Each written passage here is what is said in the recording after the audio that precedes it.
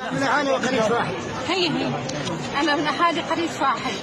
اجوا لعنا على أساس هيئة، على أساس دولي، على أساس جيش، على أساس حماية، على أساس أمن، على أساس استقرار، على أساس كنا مضطهدين نحن.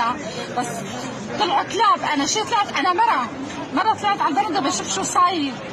هاجموني بالروسية حتى براسي وقال لي فوتي وليد، فوتني ورماني على التخت وقال لي يكون شبيح ما بترقصي لي؟ بترقصي لي ولا لا؟ قلت له انا شو ذنبي؟ قال لي جوزك شبيح. انت ذنبك انك علويه، ذنبك انه جوزك عم يسلح. هلا يا بتطلعي لنا سلاح يا ما انت ابنك بدنا نبني.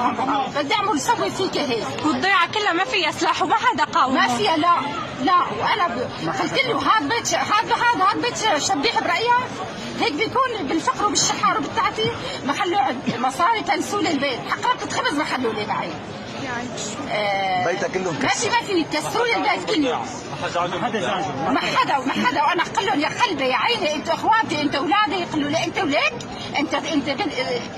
انت شرموطه، انت قحبه، انت ملوكي. نحن شبيحه، نحن جايين عليكم. نحن هيك تهديد يعني. نحن خنازير. والروسيه براسي.